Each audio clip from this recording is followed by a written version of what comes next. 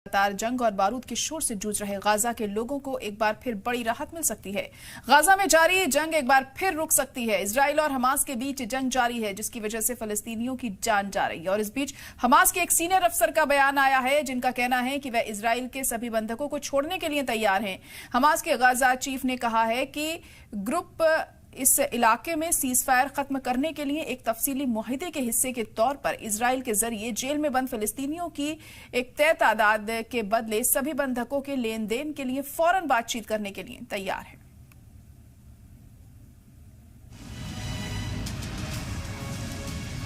Hamas और Israel के बीच काफी लंबे वक्त से जंग चल रही है। इसी बीच अब हमास की तरफ से जंग को रोकने के लिए एक बड़ा ऐलान किया गया। दरअसल हमास ने इजराइल को 45 दिनों की जंगबंदी के बदले 10 बंधकों को रिहा करने की तजवीज को खारिज कर दिया है।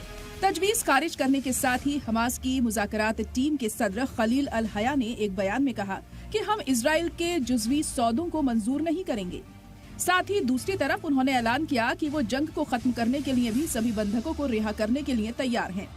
हमास के एक सीनियर अफसर ने उबूरी जंगबंदी की इजराइल की पेशकश को नामंजूर करते हुए कहा कि हमास गाजा में जंग खत्म करने और इजराइल के जेलों में बंद फिलिस्तीनियों के लिए सभी इजरायली बंधकों की अदला बदली के लिए एक तफसीली मुआहिदा चाहता है। मीडिया रिपोर्ट्स के मुताबिक हमास के गाजा चीफ का कहना है कि हमास गाजा जंग को खत्म करने के लिए बाकी बचे सभी बंधकों को रिहा करने के लिए तैयार है। अपने एक खिताब में ग्रुप के गाजा चीफ खलील अल हया ने कहा कि हमास अब उबूरी सौदों के लिए मुत्तफिक नहीं होगा।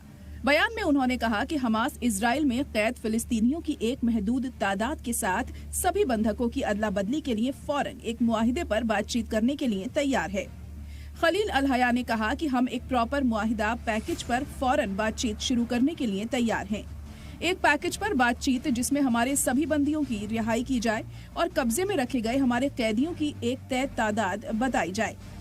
अल हया ने कहा है कि अगर इजरायली सरकार जंग खत्म करने, गाजा में पूरी तरह से हटने और गाजा में दोबारा तामीर शुरू करने की इजाजत देने पर मुत्तफिक हो तो इजरायली बंधकों को रिहा किया जा सकता है। हया ने इजराइल के वजीर आजम बेंजामिन नेतन्याहू का जिक्र करते हुए कहा कि नेतन्याहू और उनकी सरकार अपने सियासी एजेंडे को आगे बढ़ाने के लिए ऐसे आधे मुआहिदे का इस्तेमाल करते हैं जो तबाही और भुखमरी की जंग को जारी रखने पर मबनी है, भले ही इसकी कीमत उनके सभी बंधकों की कुर्बानी क्यों न हो।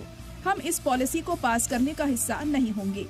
मिस्र के मीडिएटर्स जनवरी में हुए सीजफायर मुआहिदे को दोबारा शुरू करने के लिए काम कर रहे हैं, जिसकी वजह से पिछले महीने गाजा में जंग रुक गई थी।